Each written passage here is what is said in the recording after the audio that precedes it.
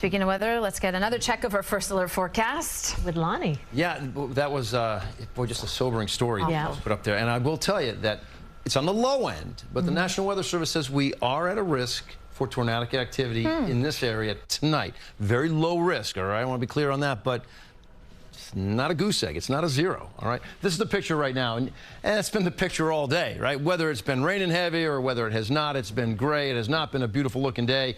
Currently, it's a light rain that is falling in the city. It's 68 degrees, so, Natalie, you were talking about how beautiful it was yesterday and the day before.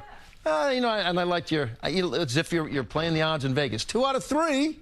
We're doing pretty good. It was a great-looking couple of days, and now just not so good outside. It's been a soaker as well. These are the updated numbers I told you I wanted to talk about. Yeah, we've been over an inch in a number of places. Armonk, 1.37. Surf City, New Jersey, 1.25 inches, 1.23. Fairfield, Connecticut, 1.09. Central Park, 0.96. I mean, just about there to the inch reading. Harrison coming in at 0.89. And there's more rain falling out there. We had a couple of heavy bouts that are currently falling, but basically, the storm risk, all right, our biggest concern is up until 9 p.m. And for a lot of you right now, you're catching a break and thinking, all right, we're done entirely. Maybe not. I'm going to explain why it's maybe not done yet. Things will turn partly cloudy after 9 p.m. and it sort of calms down going into your day tomorrow. This is what we're talking about from this point moving forward, not the numbers I already showed you, not the 1.25 inches or, almost 1.5 inches in some areas. But on top of that, we could be putting down, close to an inch for Newburgh, maybe about 1/4 inch in New York City, which would put us over the inch reading in general. But really, when you look at the numbers here, it's basically like around 1/4 inch to an inch for anybody in the area as you go through the rest of this night. And again, it's really only up until about 9 p.m. For your day tomorrow, it's brighter, it's warmer outside. The humidity is going to be erased. There's an isolated chance for a PM storm out there, but not nearly like what we saw today. 83 will be the high temp tomorrow. Pretty good looking day. Tomorrow will come with about a 20% risk for some wet weather. Wednesday, we bump that up. We double it, in fact. Wednesday looks to be our next chance for, a decent bit of rain out there. And then Thursday, a little bit of chance lingers on Thursday. And then Friday and Saturday running with zeros out there. If the map or if the graphic was bigger, we'd have a couple more zeros, I think, after that as well. We should have a pretty good-looking run as we finish out this week. But here's what we currently have.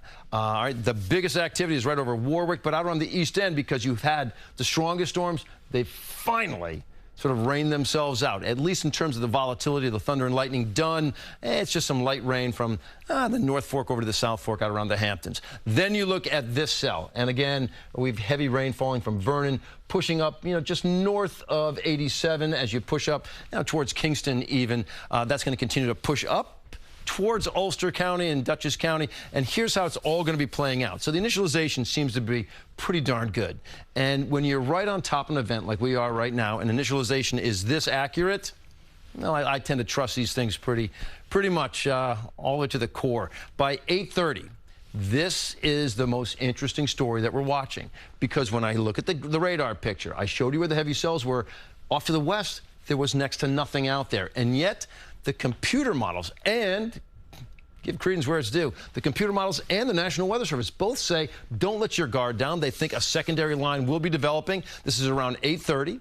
All right, this is a possibility, gang, and those are some heavy cells as they push through and sort of break apart. And by 10:30, it's just a couple of garden variety thunderstorms that would be left. And there's your picture at 3:30 Tuesday morning, setting up for a good-looking day with a slight chance for a shower. But that severe risk is out there. It's a watch. It is not a warning, meaning, as I just said, they don't see it out there, but they're thinking, hey, the possibility is there. And we concur. Now until 9 p.m., we watch the skies.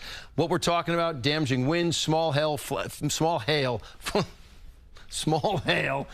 You should see Cindy, that impish grin over there, and some flash flooding. The yellow area shows you a 20% risk. The area shaded in green, a little bit east of New York City, it's a 5 to 10% risk. And I do want to touch upon this just quickly. The tornado threat is very low, but it is out there. It's maybe a 2% chance for the area shaded in green. Inland, it's a 5% chance. So I just want you to know we're not going to stop watching things for you, and I'll be the first to let you know if I start to see any shear, which is basically setting up for rotation in the atmosphere. I will cut into your shows, and I'll let you know if I see that happening. Currently, I do not. Across the board, like I said, tomorrow's a better day at 83. Wednesday, you're back to a rain or even a thunderstorm chance at 77. And then you really get some nice weather that starts setting you up right through the weekend. It looks like another good Saturday and Sunday getting set up. That looks good. It's a good weekend. Yeah. Yeah. Oh, it was a great Saturday, Sunday, I thought. Yeah. And next. And a good one coming up. You're right. You still want to talk about that hail, right? Yes. That's what we're talking about right now. Okay. I heard the producer rap. Okay, Lonnie. Rap. Thank you. Did he just say hail? No, he didn't.